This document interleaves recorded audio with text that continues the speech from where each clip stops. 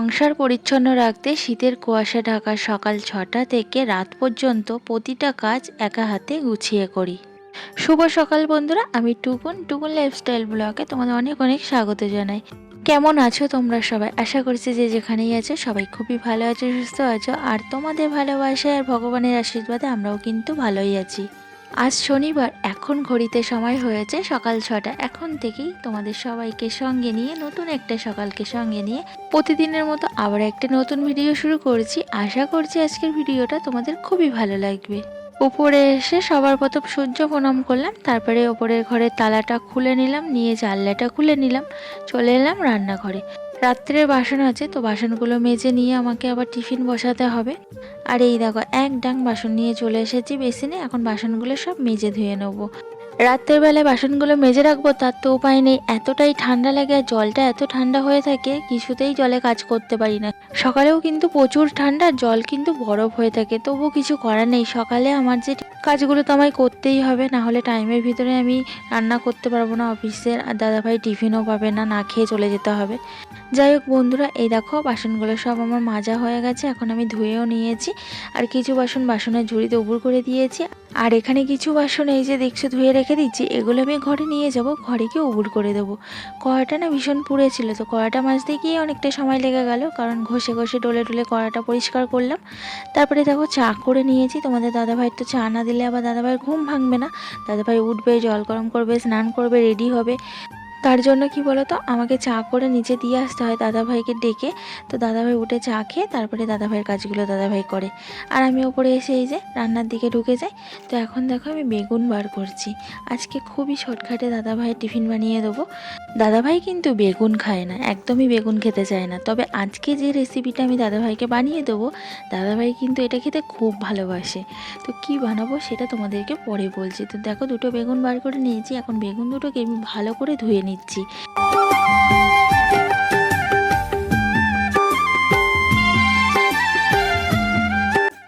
তারপরে এই দেখো, আমি ঘরে এসে বেগুনের পিছন দিকটা একটু চিড়ে নিয়েছি বেশি করে। তারপরে বেগুনের গাগুলো সব একটু একটু করে ফুটো করে দিচ্ছি ছুরি দিয়ে।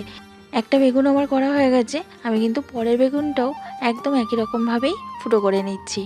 তো এই দেখো, দুটো বেগুনই কিন্তু আমার ফুটো ফুটো মতো করে নেওয়া হয়ে গেছে। এখন আমি বেগুনগুলোকে সর্ষের তেল মাখিয়ে নিচ্ছি। তোমরা অনেকেই হয়তো বুঝতে পারছো যে আমি এই বেগুনগুলো দিয়ে কি বানাবো। হ্যাঁ, আমি আজকে বেগুন পোড়া বানাবো।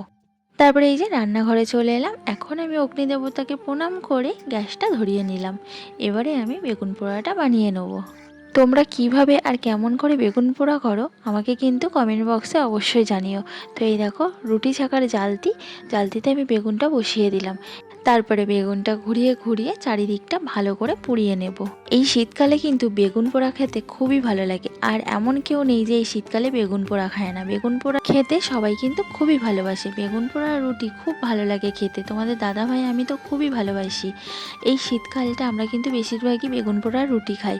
আজকেও দেখো দাদাভাইয়ের টিফিনে কিন্তু আমি বেগুন পোড়া রুটি বানিয়ে দিচ্ছি।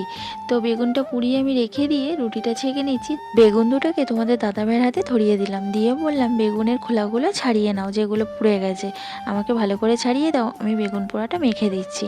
তো ঘরে দাদাভাই বেগুনটাকে ছাড়াচ্ছে, আর এদিকে আমার রুটিটা করা হয়ে গেছে। তারপরে দেখো, আমি এসে এই যে পেঁয়াজ কুচি আর লঙ্কার কুচি দিয়ে আর একটু ধনেপাতা দেবো বলেছিলাম, বাট তোমাদের দাদাভাই ধনেপাতা খায় না বলে ধনেপাতা আর দিলাম না। দিয়ে ভালো করে দেখো বেগুন পোড়াটা আমি মেখে নিয়েছি। নিয়ে এখন দাদাভাইয়ের টিফিন বক্সে ভরে দিলাম। এক টিফিন বক্স বেগুন পোড়া দিলাম, আর রুটি দিলাম। সঙ্গে কিন্তু একটা সিদ্ধ ডিম দিয়েছি। সিদ্ধ ডিম তো দিতেই হবে দাদাভাইকে, তোমরা তো জানোই।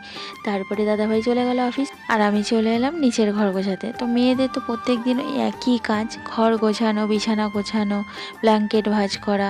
এখন যেহেতু শীতকাল, তো আমিও প্রতিদিনের মতোই একই কাজ করে নিচ্ছি। ব্ল্যাঙ্কেটগুলো ভাঁজ করে জানলায় রৌদ্রে দিয়ে দিলাম, তারপরে বালিশগুলো সব একে একে রৌদ্রে দিয়ে দিলাম। আর বড় বালিশগুলো এখন আমি নামিয়ে রাখছি, বিছানাটা ঝেড়ে নেবো, তারপরে তুলে দেবো বিছানায়। বিছানার চাদরটা ঠিক করতে করতে ভাবলাম খাটের রেলিংটা পুছে নিই, তারপরে বিছানার চাদরটা ঠিক করে নেবো। তো এই দেখো, খাটের রেলিংটা ভালো করে এখন পুছে নিচ্ছি। একটু ধুলো ধুলো মতো পড়েছে, দুদিন পোছা হয়নি। আর দুদিন না পুছলে এত ধুলো পড়ে, মনে হয় যেন কত দিন পোছা হয় না। উপরের ঘরে এত ধুলো যে কোথা থেকে আসে বুঝতেই পারি না। তো খাটের রেলিংটা ভালো করে পুছে নিয়ে তারপরে এই যে এখন বিছানার চাদরটা টান টান করে পেতে সুন্দর করে গুছিয়ে নিচ্ছি। তো প্রত্যেক দিন বিছানার চাদর কিন্তু আমাকে টান টান করে চারিধার গুছতে হয়। দুষ্টুটা আছে না, লাফালাফি করে আর চাদরগুলো সব উঠে আসে। তো এই যে চারিধার এখন আমি গুজে গুজে সুন্দর করে চাদরটা টান টান করে পেতে নিলাম। তারপরে বিছানাটা ভালো করে এখন ঝেড়ে নিচ্ছি। যদিও এই বিছানাটা আমার তত নোংরা হয় না, আর এই ঘরটা তো অগোছালো তেমন হয় না, কারণ এই ঘরটাতে তো আমরা কম থাকি। আমরা তো বেশিরভাগ উপরের ঘরেই থাকি, আর দুষ্টুটা এই ঘরে অতটা দুষ্টুমি করার সুযোগও পায় না। যেটুকু পাই সেটুকুই অনেক, তাতেই ঘর পুরো অগোছালো করে নোংরা করে দেয়। তো কী আর করবো, বাচ্চা মানুষ, একটু বড় হলে সব ঠিক হয়ে যাবে। তারপরে এই যে আলমারিটা ভালো করে পুছে নিয়েছি, আর বিশেষ করে আলমারির কাজটা এতটাই নোংরা করে দুষ্টু। জল হাত দিয়ে ছাপ দেবে, তারপরে রং পেন্সিলের দাগ টানবে, তো এত বদমাইশি করে না, তুলনার বাইরে। তারপরে টিভিটা ভালো করে পুছে নিলাম। তারপরে এই যে র্যাকটা আছে, এই র্যাকটাতে সেটআপ বক্স আছে, আমার একটা রাধাকৃষ্ণ ঠাকুর আছে, তারপরে আমার যাবতীয় ময়েশ্চারাইজার, ক্রিম এসব রাখি। তো ওই জায়গাটাও ভালো করে পুছে নিলাম। আর হ্যাঁ, ক্লিপগুলো রাখি। তো জায়গাটা ভালো করে পুছে তারপরে এই যে টেবিলটা আমি গুছিয়ে টেবিলটাও পুছে নিলাম। তারপরে দেখো ঘরটা ঝাড় দিচ্ছি, আর এদিকে দেখো দুষ্টুও ঝাড় দেবে আমার সাথে সাথে। ও দেখো একটা ঝাঁটা জোগাড় করেছে, এটা বাদ দেওয়া ঝাঁটা, সেটা দিয়ে ও ঝাড় দিচ্ছে আমার আগে আগে। আমি বলছি সর, ভালো করে আমি ঘরটা ঝাড় দিয়ে নিই। আর ওর কাজ দেখো, আমি যত ঝাড় দিয়ে ময়লাগুলো বার করছি, আর ও তো ঝাড় দিয়ে ময়লাগুলো ভিতরে ঢুকিয়ে দিচ্ছে। তো আমার কত কাজের ছেলে দেখেছো, যত নোংরা করে তত আবার কাজও করে দেয়। তো যাই হোক, তারপরে ওপর থেকে নিচে অব্দি সিঁড়িগুলো ঝাড় দিয়ে নিলাম, নিয়ে এখন এই যে বাইরের ঘরটা ভালো করে ঝাড় দিয়ে নিচ্ছি।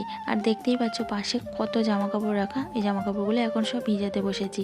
তো এই যে জল গরম করতে দিয়েছিলাম, সেইখান থেকে গরম জল নিয়ে গরম জলে এখন জামা কাপড়গুলো ভেজাবো। শীতকালে গরম জলে জামা কাপড় ভেজালে জামা কাপড়গুলো বেশ ভালো পরিষ্কার হয়। এমনি শীতকালে জামা কাপড় পরিষ্কার হতে চায় না, তো গরম জলে ভিজিয়ে কাচাকুচি করলে না জামা কাপড়গুলো ভালো পরিষ্কার হয়ে যায়। তার জন্য এই গরম জলে ভিজিয়ে রাখলাম, স্নান করার সময় জামা কাপড়গুলো কেচে নেবো। জামা কাপড় ভিজিয়ে চলে এলাম ওপরে। ওপরে দেখো এক ডাং বাসন, বেসিন ভর্তি, সব সকালে খাওয়া হয়েছে, অনেক বাসন বেরিয়েছে। সকালে সব টিফিন খাওয়া হয়েছে, টিফিন বানানো হয়েছে, সেখানে অনেক বাসন বেরিয়েছে। চলো আজকে বাসনগুলো মাজা তোমাদেরকে দেখাবো না, অফ ক্যামেরায় মেজে নেবো, কারণ অনেক বাসন মেজে আবার তোমাদের সাথে আসছি গল্প করতে। বাসনগুলো মেজে দুষ্টকে স্নান করালাম, আমি স্নান করে নিলাম জামা কাপড় কেচে। তারপর ছাদে জামা কাপড়গুলো মেলে দিয়ে এই যে এখন চলে এলাম রান্নার দিকে। হ্যাঁ, তার মধ্যে কিন্তু পুজোটাও সেরে নিয়েছি, সেটা আজকে আর তোমাদেরকে দেখাইনি। তো এই কাজগুলো সব অফ ক্যামেরায় করে নিয়েছি, তোমাদেরকে আর দেখানো হয়নি। আজকে দুপুরে সয়াবিনে মুইঠা রান্না করব বলে সয়াবিনগুলো ভালো করে সিদ্ধ করে নিয়েছি। তারপরে জল নিংড়ে দেখো সয়াবিনগুলো আমি পেস্ট করে নিয়েছি, একেবারে মিহি করে কিন্তু পেস্ট করিনি, অল্প অল্প খিচ মতো আছে। পুরো মিহি করে পেস্ট করলে কিন্তু ভালো লাগবে না। তারপরে একটা আলু সেদ্ধ দিয়েছিলাম, সেই আলু সেদ্ধটাও দিয়ে দিলাম। তারপরে দেখো দিয়ে দিচ্ছি কুচানো পেঁয়াজ, একদম কুচি কুচি করে কেটে নিয়েছি, সেই পেঁয়াজটা দিয়ে দিলাম। তারপরে দিয়ে দিলাম কুচানো কাঁচা লঙ্কা, তারপরে দিয়ে দিচ্ছি কুচানো ধনেপাতা। আর এখন তো ধনেপাতার সিজন, এখন তো প্রত্যেকটা তরকারিতে সবাই ধনেপাতাই ইউজ করবে। তারপরে দিয়ে দিলাম পরিমাণ মতো নুন, আর দিয়ে দিচ্ছি দেখো বেসনটা দিতেই হবে মাস্ট। আর দিয়ে দিলাম পরিমাণ মতো জিরের গুঁড়ো। তো এখন এটাকে আমি ভালো করে মিক্সড করে নিচ্ছি। তো এই দেখো আমি এরকম শেপের বানিয়ে নিয়েছি, তোমরা তো সবাই পারো এরকম ভাবে শেপ করতে। এরকম করে শেপ করে নিয়ে এবার এই যে এখন আমি এক এক করে ভেজে নিচ্ছি।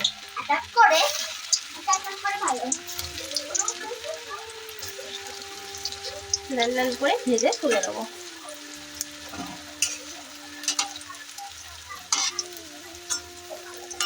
তো এই দেখো আমি লাল লাল করে এপিট ওপিট করে এই যে ভেজে নিয়েছি, কত সুন্দর। আর একটুখানি ভাজবো, তারপরে তুলে নেবো। আর এই দেখো হ্যাংলাটার অবস্থা দেখো, বাটি নিয়ে দাঁড়িয়ে রয়েছে। ও এত ভালোবাসে সয়াবিন খেতে, সয়াবিনের যে কোনো রেসিপি ওর ভীষণ পছন্দ। দাঁড়াও হোক, এখন হয় না, আর একটুখানি বাকি, আমি ডাকছি। দাও বাটিটা দাও, আমি দিয়ে তোমাকে ডাকবো, ঠিক আছে? তুমি একটুখানি দাঁড়াও, আর একটুখানি বাকি আছে। ঠিক আছে।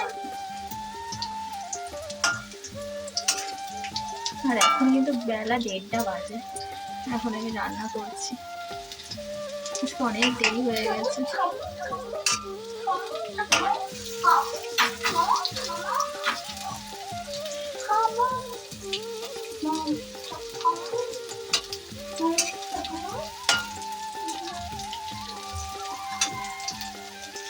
আগে তুলবো, তুলে আগে ওকে দেবো, তারপরে আর রান্না, নাহলে মাথা খারাপ করে দেবে। আর এই দেখো আমার মুইঠাগুলো পুরো লাল লাল করে ভাজা হয়ে গেছে, আর আমি কিন্তু সবার আগে একটা ভেজে এই দুষ্টুটাকে দিয়ে দিয়েছি। আর এই দেখো বাকি মুইঠাগুলো কিন্তু আমি একই রকম শেপে বানিয়ে রেখেছি। তো এই দেখো আমার বড়াগুলো সব ভাজা হয়ে গেছে, এবার আমি রান্নাটা করে নেবো। চলো রান্নাটা করে নিই। এই দেখো তেল বসিয়ে দিয়েছি, আলু পটলগুলো ভেজে মশলা দিয়ে কষিয়ে তরকারিটা রান্না করে নিই। চলো তারপরে আসছি। পটল আলুগুলো লাল লাল করে ভেজে নিয়েছি, তারপরে আদা রসুন আর শুকনো লঙ্কার পেস্ট দিয়ে দিয়েছি, জিরের গুঁড়ো দিয়ে দিয়েছি, দিয়ে ভালো করে আমি এখন কষিয়ে নিচ্ছি। আর এই দেখো আমার কষানোটা কিন্তু হয়ে গেছে, তেল ছেড়ে দিয়েছে। আর তেল ছেড়ে গেছে মানেই আমার কষানোটা কিন্তু সুন্দরভাবে হয়ে গেছে। এখন এবারে দেখো আমি যে গরম জল করে রেখেছিলাম, গরম জলটা ঢেলে দিলাম। আমি কিন্তু প্রত্যেকটা তরকারিতে গরম জল ইউজ করি, গরম জল দিলে কিন্তু তরকারির টেস্ট ভালো হয়। তরকারিটা ফুটবে ভালো করে, ঝোলটা কমে আসবে, তারপরে মইটাগুলো দিয়ে দেবো। মইটাগুলো এখন দিলে ঝোলগুলো সব টেনে নেবে আর সব মইটা ভেঙে যাবে। তো তারপরে চলে এলাম বিকেলবেলায় দেখো দুষ্টুটা ছাদে খেলা করেছে, আর আমি একটু ছাদে ঘুরছিলাম। ছাদে যদিও রোদ নেই, রোদ থাকলে একটু ভালো হতো। আমাদের তো সকালবেলায় রৌদ্দুর আসে আর দুপুরের মধ্যে রৌদ্দুর চলে যায়, তারপরে তো আর ছাদে রৌদ্দুরই থাকে না। ওই কোন সাইডটায় দেখো হালকা রৌদ্দুর আছে। তো যাই হোক, ভিডিওর এই পর্যায়ে এসে তোমাদের কাছে ছোট্ট একটা রিকোয়েস্ট, তোমরা যারা যারা ভিডিও দেখছো একটা লাইক দিয়ে দিও আর একটা করে কমেন্টস করো। তোমরা লাইক করছো বাট কেউ কমেন্টস করছো না, কমেন্টস করছো বাট কেউ লাইক করছো না, এরকমটা প্লিজ করো না। যারা ভিডিও দেখছো প্লিজ একটা করে কমেন্টস করো, একটা করে লাইক দিয়ে দাও। তোমাদের একটা লাইক কিন্তু আমার ভিডিও বানানোর উৎসাহ বাড়িয়ে দেয়। তারপরে চলে এলাম একেবারে সন্ধ্যাবেলা, আর সন্ধ্যাবেলা একটু চা না খেলে হয় না, তার জন্য দেখো চা বসিয়ে দিয়েছি। বিয়ের আগে আমি কিন্তু একদমই চা খেতাম না। শ্বশুরবাড়ি এসে সকাল আর সন্ধ্যা চা করে ওই সবাইকে দিতে দিতে না একটু একটু খেতে খেতে আমারও অভ্যাস হয়ে গেছে। তারপর থেকে এখন যদি চা না খাই একদমই ভালো লাগে না। সকালবেলা সন্ধ্যাবেলা একটু চা খেতেই হবে। তো চাটা হয়ে গেছে, চাটা ছেঁকে নিলাম। চা খাওয়া দাওয়া করে রাত্রে ভাত বসিয়ে দিলাম। রাত্রে শুধু ভাত করব, তরকারিপাতি সবই আছে। যাই হোক বন্ধুরা, আজকের ভিডিওটা এখানেই শেষ করছি। যারা যারা নতুন দেখছো আমার ভিডিওটা, চ্যানেলটা সাবস্ক্রাইব করে আমার পাশে থাকতে পারো। দেখা হচ্ছে কালকে আবারও একটা নতুন ভিডিও সন্ধ্যাবেলায়।